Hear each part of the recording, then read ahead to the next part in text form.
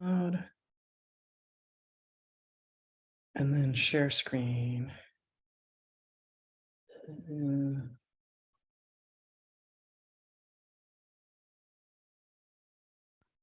I have to go find, I've got way too many windows and tabs.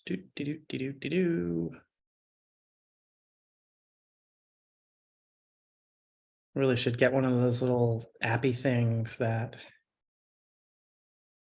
there we go.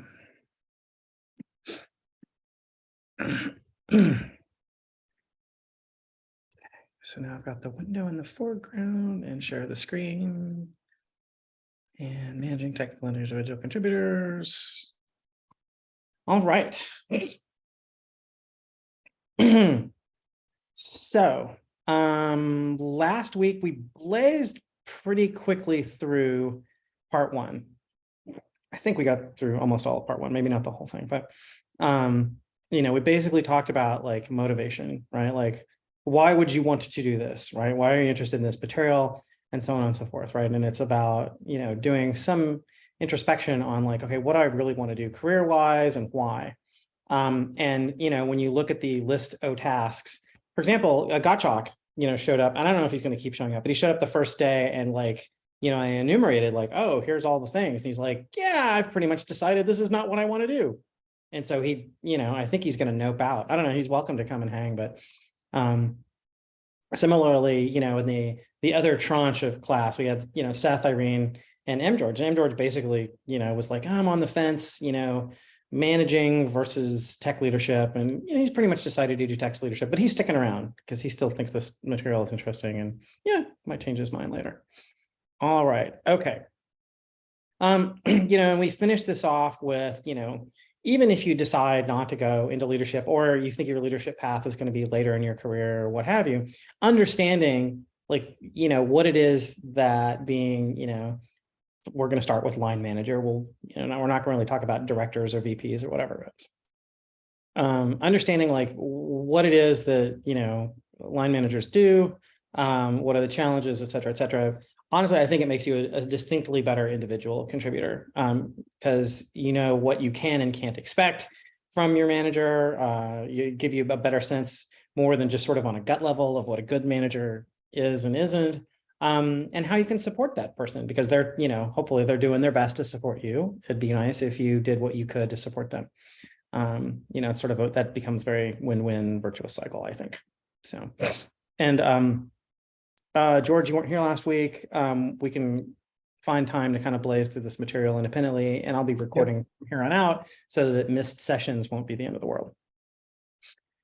Okay, so in part one, I talked about like all these different skills, and now we're going to do some deep dives into this. Instead of just sort of blazing through an enumeration of them, we're going to talk about them in some level of detail and what do they mean and what do they don't mean. And these aren't in any particular order that I've come up with yet. Like I was feeling pretty smug having come up with a structure for, parts 1 through 4. And no doubt over time I'll refine this, but so don't, this part, chapter 6 here is not the most important part and it's not the least important part. It's one of the parts. And again, like this notion of most important and least important is kind of context dependent, right? It'll depend somewhat on the organization you're in and the culture, and certain things get pushed to the foreground and certain don't, and certain things don't. Also, while I think one-on-ones are pretty universal, when we get to organizing projects, you might have like some companies just have a completely separate sort of project and program management team that really like handles like all that stuff, right? And they'll take a lot of it off your plate. Some companies don't, we kind of have this hybrid thing. Like we've got a minimalist program management team, to some extent, Nancy was doing that, but it's been, sort of passed around to people like Juanita, but like even Juanita's not like in the day-to-day weeds of the engineering teams. So this company, you do a lot of project management. Yes. All right. Chapter 6, presenting vision. So it might sound a little hokey, like, oh, you've got to, paint the picture. But, when people show up to work, it's not about like, take this ticket and, close it, go and fix that bug and whatever. Like, it's a part of like being part of a team and knowing what your place is in it, and like the whys, right? Like a lot of people, are motivated. I think particularly at this company are motivated the why we do things as much as the what are we doing. And that's true about like how the business operates, but it's also true about how the teams operate and, how we relate to each other. And also specifically, I think it's really good to convey, internal to your team, why do you manage the way that you manage? Why do you emphasize the things that you do and de-emphasize the other things? What are your values, right? And again, you have to be like kind of careful about this because, people that have been around in the corporate life, companies will put these highfalutin like, ooh, these are our corporate values or whatever. And a lot of time, those are just like difficult to see in sort of the day-to-day. And sometimes it feels kind of fluffy, like, hey, didn't we do a values exercise a couple of years ago? Yeah, whatever became of that? Oh, I don't know. But there are values that you can convey that are a little more, I shudder to use the word intimate, but like an example of one of the values that I espouse and that I have, sort of authorization to convey is a family first, right? And not every company is like that. Some companies are, you see it all the time on like, the anti-work Reddit, if you go in there. A lot of companies don't give a shit about what happens to you outside of your job, but, we have the advantage of we've got people who are working, over the long haul on at times difficult projects with big pushes. And you also need to understand that like, retention is valuable and giving people a sense of psychological safety is valuable. So if you go and like tell people, okay, well, I'm going to emphasize the fact that like, if you need to go take care of a family thing, I'm not going to question it, unless it's like, it looks like you're abusing it. But by default, if you have a family thing, don't worry about it. Go and do the thing that needs to happen. You're not going to get barked at for it, right? Another, vision thing is, what are we measuring here, right? Like measurement is hard, and that's a whole topic under itself, right? Like anything you measure tends to get distorted, but like, you kind of try to have a composite measurement of like, how are people doing? So, most people are interested in being on some sort of growth career path or whatever, going from, engineer to senior to staff to, whatever. So, you need to make it clear, like, okay, how do you get ahead in this company? In places it's by being very political. At Google, it's by getting, recommendations from your peers. So people end up spending a lot of time sucking up to each other. Like, hey, write my cool thing for my cool project or whatever. Here we have a very clear, I think, and we put a lot of effort into it as a leadership team, list of like, what's the definition of a staff engineer? What's the definition of a senior engineer and so on and so forth, so that like you can sort of point to a thing and say, this is what I need to do to get to the next level, and work with your boss, and your boss should be proactive about it too, about what that means. And, it's not uniform. Some people are more ambitious than others. And some people will be bringing it up like, how do I get there? How do I get there? And some people are like, yeah, no, I'm good. I'm vibing, I'm productive, but I'm not like super ambitious. Like I told Wei, like, seriously, don't ever promote me. Like, I don't want it. Like, I'm really good where I am. I don't want to be VP of anything, et cetera. It's good to communicate, how the team fits in with the goals of the company. Why is our team important? What are we doing and why, and so on and so forth. Again, for sort of, not just making you feel good that you have like a place and a role and whatever, but also that there are teams that perhaps, are depending on you or whatnot, that, your output is going to be consumed by somebody. I know people that like, if they don't have like somebody waiting for their work product, like they just like, it's not interesting enough to just make a thing. Like it has to go somewhere. It has to be used. And I'm very much like that. Like if I don't think that it's going to get used, like I get real demotivated real fast. And then also, how does each individual fit with the team? Like, what is it that you bring to the table? And we're going to talk about diversity later.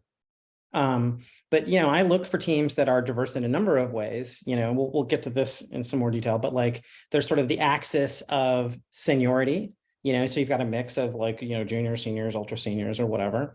And then you have a mix of sort of specialist to generalist, right? So if you imagine a little 2x2, right, you're going to have people, more or less in each quadrant, and, each person adds different things to the team. You're also communicating outward, to the rest of the company and possibly outside of the company if it's appropriate to do so. What is my team focused on? What are they doing? What are they good at? What is the value that they're bringing, so that other people who don't know anything about what we do can be like, oh yeah, I can see, oh, they made a thing. And it's a little more true of like a back end team, right? Like front end team is like, oh, you can point, say, oh, see that button or see that map or whatever, like that's really obvious. Sometimes it's not as clear, when you're down in the infrastructure weeds, like what does that person even do, right? And it's not the most important thing, but it's important to advocate for your people. It's important to be giving them sort of visibility within the company to sort of help advance their career. They might want to make a move into another group at some point, right? Like you might go from being a back-end person to wanting to work on front end, right? So establishing those relationships across groups so that people might have some mobility or at least be able to expand their skill sets or what have you. That can be really important. And you want to, set expectations, right? You want to be establishing some principles along the lines of, that you want to minimize surprise. That's one of the main things you do in leadership, is you're trying to minimize surprise. And, mostly you don't want your boss to be surprised, especially unpleasantly surprised. But, as much as possible, you don't want like the team to be super surprised by stuff either. You're trying to minimize whiplash. You're trying to like buffer your team when you can. You can't always, from, the occasional unpleasant truth, from, the various things that can be, like a distraction or a demotivator or something like that. Like, not fibbing and not omitting stuff more than you need to, but like not every piece of information is essential, and not every piece of information is positive and what have you. So, and I don't remember what I was thinking when I wrote strategic versus tactical thinking, but okay. Chapter 6, pausing for reflection, commentary, questions. Anything you think I'm missing?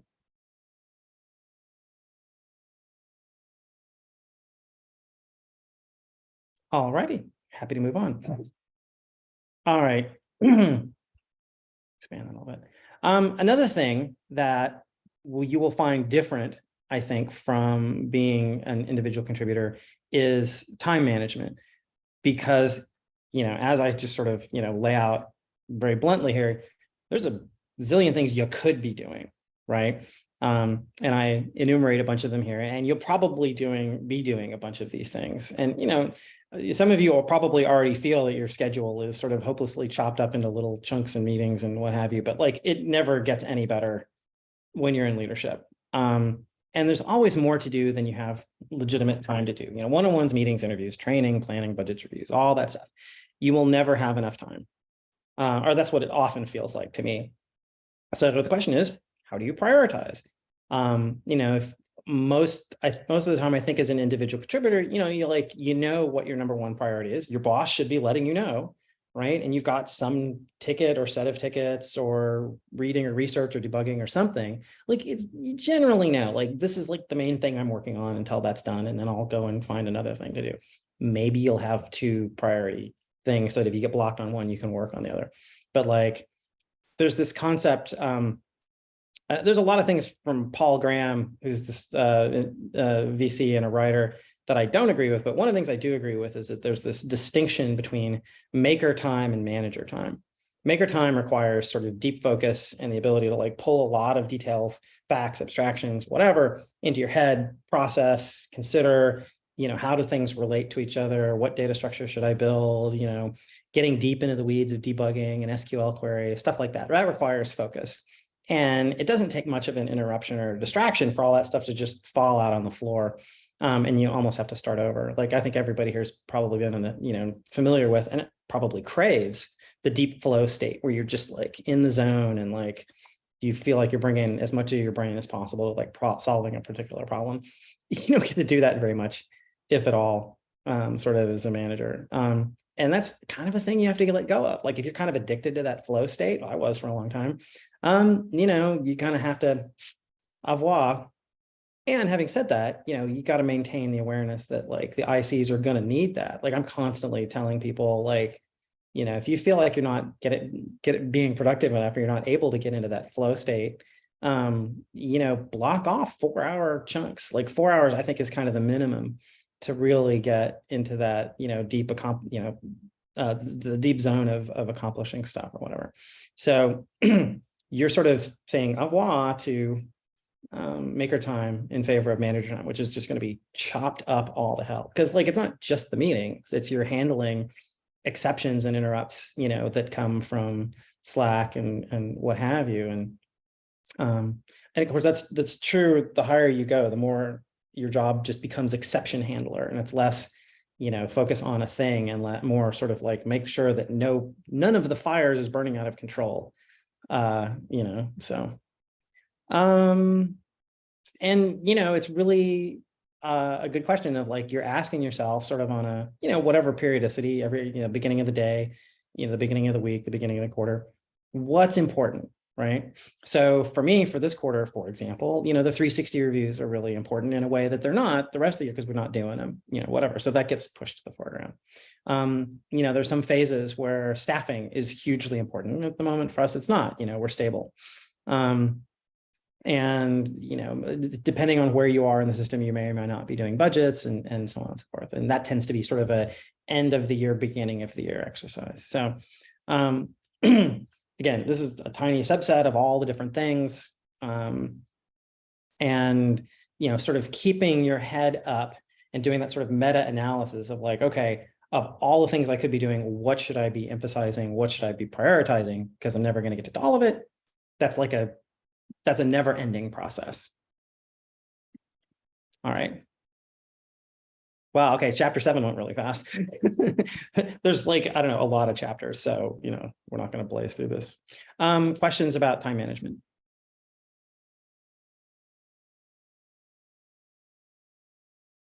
Okie dokie. Another thing, and this is, sort of dotted line to the presenting vision or whatever, but I think this is a deeper dive on an aspect of it. Motivating people, right? So obviously we've all been various degrees of motivated and demotivated at times in our lives. And, when you're demotivated, it's kind of, broadly unsatisfying for everybody, right? It's not fun to be in that place.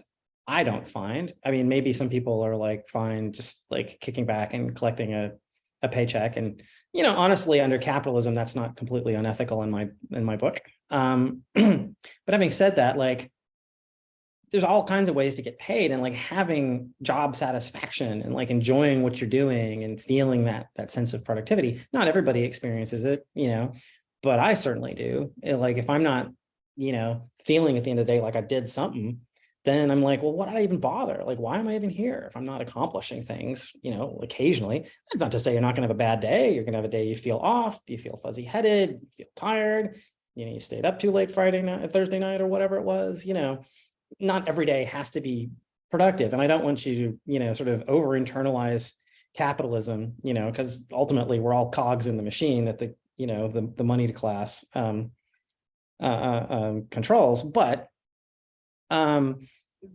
finding ways to get paid that are, in sort of career advancement / learning stuff / just the satisfaction of like getting stuff done, right? But what is motivating for one person might not be that motivating for another. Like, what is the output? Some people, it's just like, as soon as the PR emerges, they're happy. Some people like aren't happy until they see the feature get deployed to the customer, because that's the payday for them. Some people aren't happy unless, they get some sort of like, company-wide or team-wide recognition, like, oh, so-and-so did an amazing job, right? So one of the things that's really important about being a leader is, I like to say, treat everyone the same, which is to say, treat everyone differently. That means, it sounds like a contradiction. It means that you invest, I think, fairly and evenly-ish in understanding each individual and what they want and what motivates them, what they like, what they hate. Some people like love to be praised publicly. Some people hate it. I much prefer to be broadly invisible in company meetings. And if anybody says, oh, Marie did an amazing job, I'd be like, no. Give it credit to like actual people who do actual work, right? Like, and that's just kind of a psychology that varies from person to person. Everyone has different strengths and weaknesses. And some of those things are more obvious than others. Some people are like really great sort of architect-y kinds of people. So, maybe give them a little more of that kind of work, but, don't hoard it. Don't like make the one person that's super specialist, give other people a chance to grow. Some people are really good at code reviews, right? Some people are really good at interviewing. And like everybody's got their sort of, their balance of this, that, and the other. And some of it's based on talent, some of it's based on hard work, some of it's based on sort of interest. Interest makes up for a lot, motivation makes up for a lot, which is why we're talking about this, right? Because like if you don't care, you're not going to get better at something in all likelihood. Like you don't sort of passively, get better at something generally. Putting on the headsets with the history lectures in the middle of the night doesn't teach you history. Another thing that sort of varies a lot from person to person is like estimation, right? Everyone estimates slightly differently. Some people are really good at judging how long something's going to take. Some people tend to wildly overshoot, some wildly undershoot, and you iterate, whatever your ticket sizing method is in your planning process or whatever, you should have like a pretty good idea over time. You just like, it's your job to keep track of that stuff, to be like, okay, this person tends to overestimate and this person tends to underestimate, and you hope that like, the way we're doing it, right? Like we have, most of the teams have a retro every couple of weeks, right? And it's an opportunity that one of the things you can do during a retro is go through and be like, okay, well, so did it really take that long? Person X, person Y. And they're like, oh, well, no, actually it took twice as long. Or, oh no, actually I blazed right through it. If they're consistently one way or the other, then it's your job as sort of the manager to sort of like nudge, or, if they say, oh no, that ticket's a small, and you just sort of quietly go, I'm gonna, say that that's a medium, just based on some history, not shaming, not being mean, just like there's a little bit of a pattern here, and until you're consistently, hitting your estimates, right, let's just tweak that. And as I said earlier, there's a lot of different ways to get paid. Obviously, the main one is salary, but, there's options which are unpredictable. There's bonuses, which we don't do, but, working on a cool project is a way to get paid. Having opportunity to learn a bunch of stuff for some people is a way to get paid. Having really interesting colleagues or, people that are fun to work with is a way to get paid. Having the opportunity to go like work on, MDS for me was absolutely a massive way to get paid. So like finding out what it is that like each person values independently, and seeing what you can do to sort of, put those things in front of them to find out like, okay, well, what mix, really appeals to you. And, there's limits on this stuff. Like a lot of companies have guidelines about like, okay, your equity is basically proportional to your salary. And that's just for, fairness or whatever. But, if it was your company, you'd be like, okay, well, here's offer A, which is salary heavy, and here's offer B, which is equity heavy, or we can put the slider somewhere in the middle. I've received that type of offer more than once. And again, it's a little bit context sensitive. And by and large, if you're a line manager, you don't have those opportunities to sort of set the policy, but you can make your arguments up the chain of command and hope for the best. Another thing is, like have a plan for everybody's sort of, growth and, care and feeding and nurturing. Like, okay, nurturing maybe a slightly problematic word, I'm not your mom, but, I am doing my best for everybody that reports to me, and even people that don't, like trying to figure out like meeting need. Like I think of nurturing as like meeting somebody's needs, and I can't meet everybody's needs in every way, but like professional needs, if it's really important to you to have, some sort of training or opportunity to present your work publicly, or like Shushman and like the research team, like, when I was running the research team, I was like out hustling, like, okay, there's work product that's like code and data models or whatever, but there's also like presenting their papers in a public forum because they came from the academy. Like that's super important. So I was out like hustling, trying to figure out like, okay, what like conferences can, Shushma and Irene go to, and what can they say and not say, right? Like I was actively out trying to, sort of, pave that for them. And, this, where are they? You want to know where everybody is also on their growth curve as part of this, right? And we'll talk about growth curves a lot, which is, sort of, most people like when they're learning something, they're sort of, maybe they struggle at first, and then there's sort of the like, okay, I'm really starting to get it and internalize it. And then the more you learn about that topic, you'll kind of like S curve out of it. And you want to know where people are on that, right? Like if they're already kind of plateaued, like it's hard to get any better at thing X, then you're not gonna be like, oh, what can we do to push the envelope on thing X? It'd be probably like, okay, what additional skills can you have to get on a curve? What, can you, do you want to switch into something else? Like, I mean, I had capped out, to go back to the very beginning of this, I had really capped out as an IC. I felt like I was running in place, to just keep up with the languages and the tool chains and everything else. And so like I kind of pushed the reset button and I sucked. I was a really mediocre lead manager for the first couple 3 years while I had to like get my nose bloodied repeatedly. And I damn near tapped out at one point. I had my team taken away. Well, we can talk about it later. Gottschalk was there. Gottschalk got to see the whole, spectacle. And actually Gottschalk, hat tip, was one of the people who helped get me over the hump with some reading materials that we can discuss at some point. Motivation can come kind of as we talked a little bit before in sort of the vision section of connecting individual goals to the company goals. Like the company needs to be good at this or that or the other thing. So if you're good at that, then you're going to enable the company to be good at that thing. And then that's marketable and, what have you, right? Like if you have a bunch of people that like haven't done, say, a bunch of, machine learning stuff and you don't have the budget to hire, well, okay, well, let's, figure out like, who can we train up and who wants to do that and so on and so forth.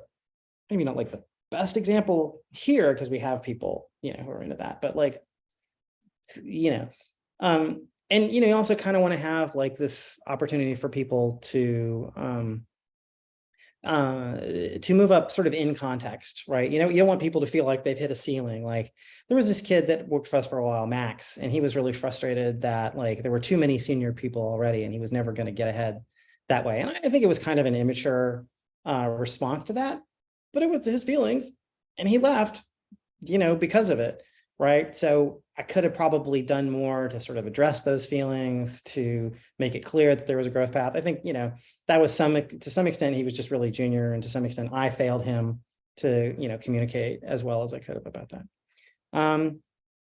And then there's another topic is for motivation is, intrinsic versus extrinsic motivation. Some people are very internally motivated. They just want to be good at stuff, and they want feedback. But that's not quite the same thing as validation. Like some people really need to know that other people are like, yes, that was good. Like I'm really internally motivated. And I like knowing if other people, approve my work. But broadly, I think I have a decent idea of like whether or not I'm doing a good job or not. Certainly I want to know if I'm screwing up. But like I don't live for Wei patting me on the head or Don patting me on the head. And some people do. And there's no shade in that. Like people kind of are who they are and how they are. And we all come with our human, array of jumbled wires and childhood trauma and everything else. So, if you just know that somebody really likes to be told that they're doing a good job when they're doing a good job, remember to do that, right? And if they don't make a big deal out of it because the response might be, yeah, you're making it weird, right? Like if Don came to me every week, he's like, oh, you're doing such a good job, Maria, I'd be like, you're creeping me out, dude. So, again, know the individual enough to have some sense of what they want and try to meet that. Another way of talking about recognition styles, I kind of alluded to this earlier, public versus private is one of those sort of, axes of like, what do people want? Some people for me, if Wei takes me in our one-on-one and says, good job, I'm like, yeah, as long as it's not too frequent or whatever. But if Hugh gets up in front of the company and says, oh, Marie, great job, I'll be like, yeah, I don't want to. And I don't know why that is. Like, this is something I'm working on with my therapist. Like, why are people the way they are? I mean, brains are complicated. People are weird and different, and that's okay. So, no shade, no judgment. Another thing too is try to be really specific about how company incentives work, right? Like if you work really hard thinking that you're going to get whatever the reward you want is, and then you don't get it, that's super frustrating and very demotivating and, can cause you to like, well, screw this place. If they're not going to recognize, what it is I'm good at or whatever, I'm out of here. So, you need to be really clear about like, okay, these are the things I'm looking for. these are the attributes that I want to encourage and foster. And these are the, kinds of things that, I am going to, try to discourage. It's like giant PRs, for example. Sorry, that's a joke for a couple of people here. What are the things that are important and what are the things that aren't important, right? Like and again, that kind of, dotted line back to sort of presenting vision and values, but this is like getting super specific. All right. That's I chapter had 8. a question, Murray, about Please, chapter I'm 8. dying for somebody to say something here. So with the talk about motivation, I've had, this particular type of motivation. Well, if you do X, Y, and Z, and then you will grow, and then you do the X, Y, and Z, and you don't grow, and I call it carrot dangling. What are your thoughts on managers that do carrot dangling? Is that something that you have ever had to use in your career? I consider it deeply unethical. Yes. You're basically making a verbal contract with somebody in that case. Now, there's sort of two aspects to it. There's sort of consciously doing it and unconsciously doing it, right? Consciously doing it is like, there's no way in hell that if they do those things, they're going to get what they want, right? You're promising something that's totally outside your purview. The unconscious is like, you genuinely believe that if they do those things, you will be able to sell that up the chain of command and get, the raise, the promotion, whatever it is, right? So you have to be really careful, in my opinion, if you're going to be ethical. And, not everybody's always going to be ethical 110% of the time. I tend to preach ethical behavior. Sometimes being effective is not always 100% in line with ethical. And sometimes effective trumps ethical in business because, let's face it, capitalism favors the sociopaths. And you have to sort of decide like how far down the sociopath trail you're willing to tread. Once you're in leadership, you're swimming with sharks. And, not at first. When you first go into leadership, you're at the bottom of the totem pole. So you need to be really sure about like putting those carrots out there. If you're gonna have some sort of like, if this, then that, you better be able to deliver as best you can. And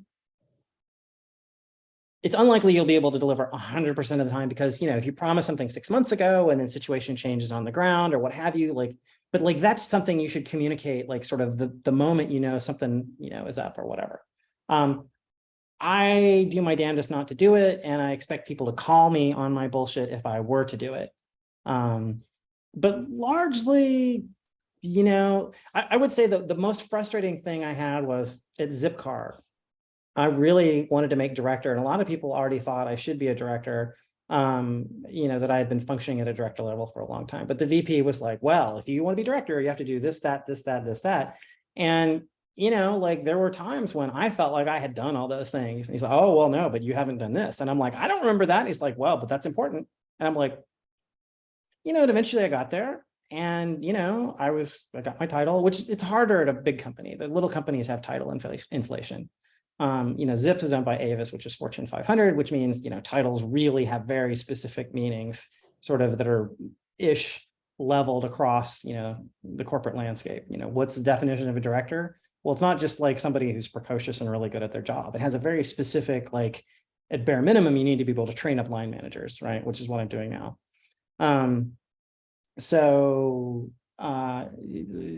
Long-winded answer. I think it's a practice to be avoided if at all possible. Okay, good to know. And again, especially as a line manager, there's so much that's just outside of your control because yeah, you have, some amount of authority over people, but in the management structure, you are still low on the low person on the totem pole, as it were. So, all right, anything else about motivation?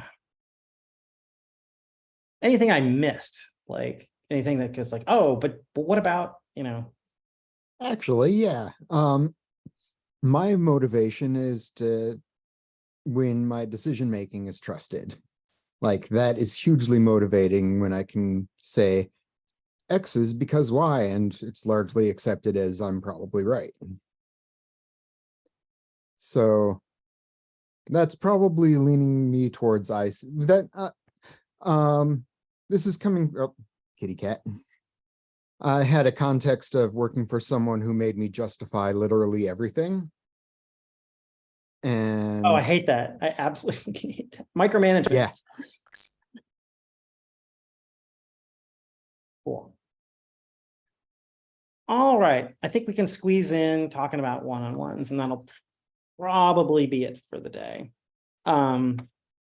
So I think one-on-ones are super important. Not every company really emphasizes that sort of weekly or bi-weekly or whatever, making space for, the conversations that are private. It's the place where you talk about career growth. You talk, frankly about your frustrations, your joys, the things that aren't necessarily appropriate to broadcast publicly. In particular, like if you're in leadership, we'll cover this a lot later. If you're pissed about something, you can't broadcast it. That's not leadership. Leadership is, being honest and fair and all these other things, hopefully. But if you are emitting negativity, then you're a huge force multiplier. You can make a bunch of other people, bummed out or nervous or distracted or whatever. So the one-on-one is the safe space for you to say whatever, you want. And it's a place to, to talk about your peers in a way that's not gossiping behind their back at the water cooler. It's the forum for bringing up the shit and cleaning things out. So first and foremost, I think of the one-on-one as a place where space is made, for your colleague, right? There's an asymmetrical power relationship, to be sure, but you're trying to grant them all of the tools that they need to be successful. And one of them is to be feel like they can speak their minds someplace. Context matters. But you're the person, ideally, that's the front lines for solving the problems that they can't solve themselves, or addressing the frustrations where they can't tell off, so-and-so for that person's massive PR, but the boss can. I mean, you can nudge somebody and be like, hey, maybe you could whatever, but there's only, somebody in leadership is the only one who can say thou shalt, so it's your opportunity to sort of filter that, through somebody else's, boss or whatever. So, it's a place to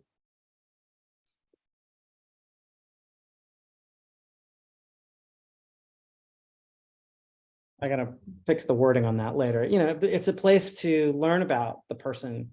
So I started managing Seth recently, and one of the first things is hey, so what are your hobbies? What's your family like? And don't tell me anything that you don't want to, but what do you do for fun or whatever? And I learned, the guy likes to race motorcycles, and I'm like, okay, so a little bit of a daredevil, can be kind of fearless under the right circumstances and whatever, and again, I'm not making a dossier so that I can, manipulate him in a bad way, but it's just sort of it's this sort of sketch of okay, well, who is this person, and, what are they like? And, I know he's got kids and family life and all that stuff. So that's, plays into the what's likely to motivate him. At the end of the day, I'm just mostly going to ask point blank, but that's an opportunity. And you don't get in there in that first one-on-one and start interrogate them. You will talk.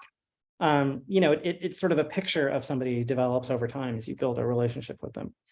You want to take notes, right? Not detailed notes like you're their therapist or something, but if there's action items, if there's feedback about a colleague or a problem to be solved or a question that they have that you can't immediately answer about, the business model or, whatever it is, write it down. Because if you say, oh yeah, I'll go and find that, and you come back next week and they're hey, remember that thing? And then you're oh yeah, that just makes you feel unvalued, the person that's not listening, that the one-on-one is perfunctory. And, okay, you're going to show up at times at one-on-ones and be spaced out or exhausted, especially I think my one-on-one quality, after about 5 o'clock goes into precipitous decline.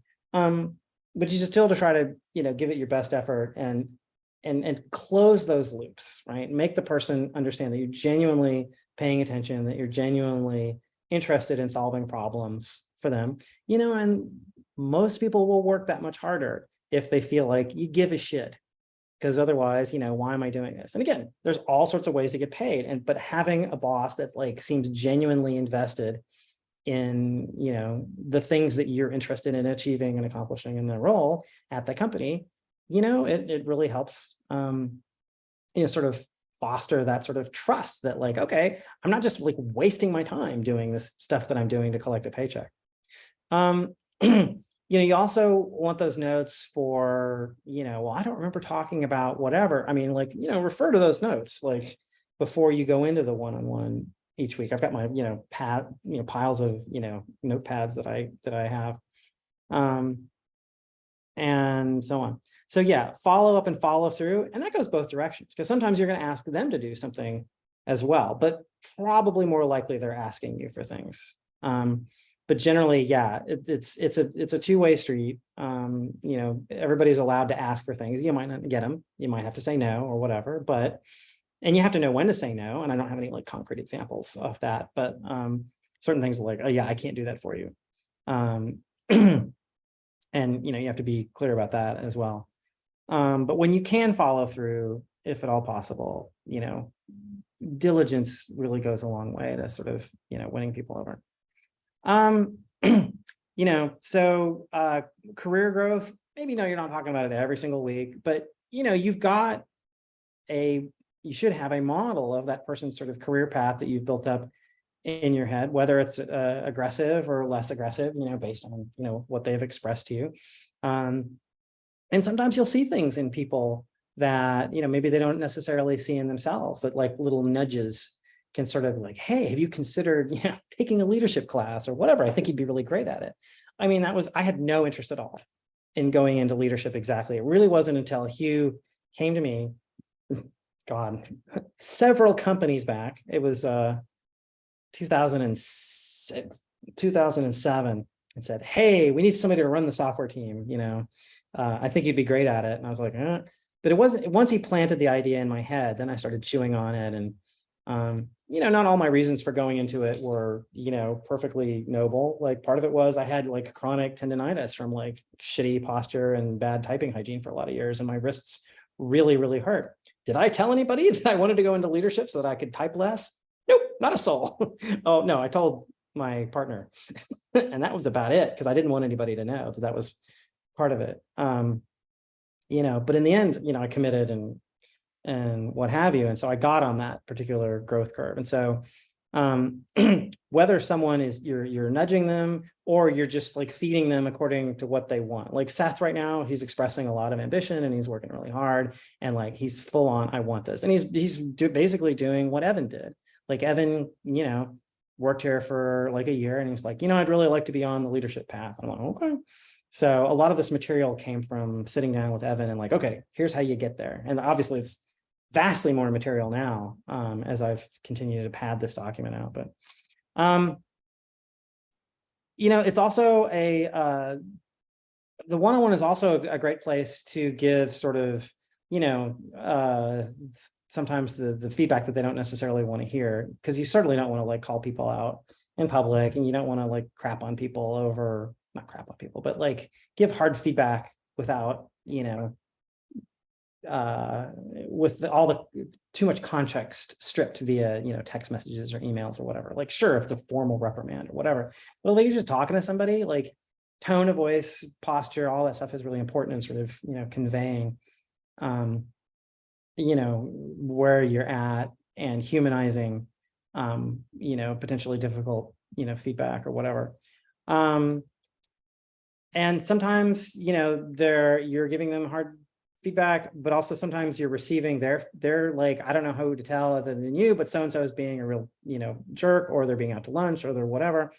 So this is a place where you don't immediately go to the person that allegedly is misbehaving and say, hey, so-and-so says, like, that's just not cool. Cause then like, you're kind of making the reporter into, a tattletale. It's an opportunity for you to go figure out how to confirm this. And there's several ways to do that. We're going a little bit outside the pure topic of one-on-one here, but this is an opportunity to like, what do you do with information that you get in your one-on-one? Sometimes it's, go read all the Slack messages in the relevant channel. Sometimes it's look at emails that have been forwarded to you. Sometimes it's talk to peers and be like, hey, how's it going with so-and-so? Like, pretty like neutral leading questions. And, some people are like, yeah, things are basically fine. I'm like, okay. And sometimes it's like, oh my God, so-and-so was being such a scumbag in this meeting or whatever, right? And that's opportunities for you to like put together a coherent picture, but also to give you sort of the opportunity to get out in front of things, in that you want to go and observe the behavior directly. You don't want to go to somebody and say, so-and-so says, or so-and-so's plural or whatever. You might reference the fact that stuff was brought to your attention without naming names, but mostly you want to say, I saw you being a butthead, or I read that transcript and I'm like, where do you get off, right? Like stuff like that. And again, the level of sort of, sternness and, ferocity of your feedback is going to be very, very dependent on, the level of the offense and sort of the nature of the person. Some people are really not, great at getting feedback. And, if you give them a light touch, they just won't get it. Some people, like, you really kind of need to, be very stern in order to, to sink in, and so on and so forth. The flip side of that is that sometimes people say, oh my God, I had such a great week with so-and-so. And that, like, I usually like establish with everybody, is like, hey, if you say something nice about somebody, is it cool if I just, pass that along? Because sometimes it's weird, to just be like, hey, you did a great job, to like a peer person, and like, oh, I'm judging you, I'm saying you did a great job. It's like, it can be like totally innocuous and whatever. And sometimes it can be a little bit like, well, who are you to say? But I find that almost without fail, if, person A says, oh, person B did great, and I go to person B, it's like, hey, I was just talking to person A and they said you did great. Like that, like almost always is amazing. And you're creating sort of goodwill that otherwise, might have just kind of fallen on the floor because person A didn't know how to deliver that, or didn't occur to them in the moment to deliver that, or whatever. And, sort of the unpleasant part of this is like, if you've got somebody that's really struggling and, you're giving them very blunt feedback and whatever, it's important to record that stuff. Like if you sense that there's any kind of problematic behavior pattern, you need to start documenting it, because you might need it for legal reasons later.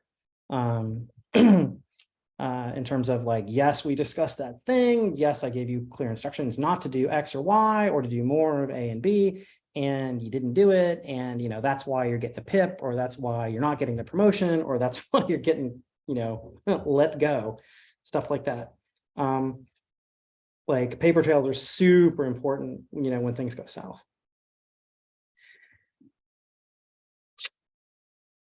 All right. So that's chapter 9, the art of the one-on-one. And we've got a whole, I've got a whole actual document on that. That's like a lot of the stuff like written out in prose instead of this, outline form. Anything you think I'm overemphasizing, underemphasizing, or missing? First of all, thanks for like going all through all this.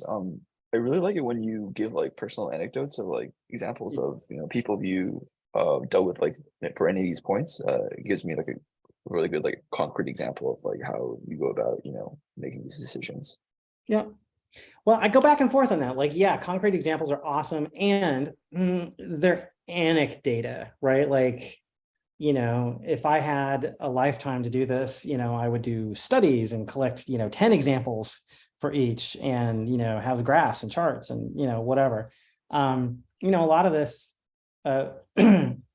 is just accreted, what have I experienced in 15 years? And then I also refer to this up in section 1, which you weren't there for, George, which was like, this is one person's, view of things. And if you're going to journey down this, like, I cannot be your only, set of instructions, right? Like, question everything I say, like, challenge it. Like, does this make sense? And, I have no problem at all. Like, this document is open for everybody to look at.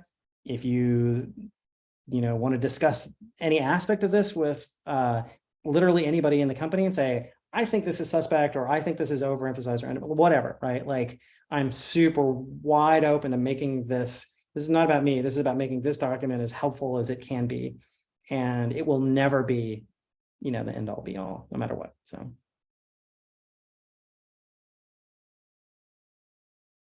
Any other sort of discussions, topics? I don't think I can do justice to project, like, like it's almost a whole page just for chapter 10, so.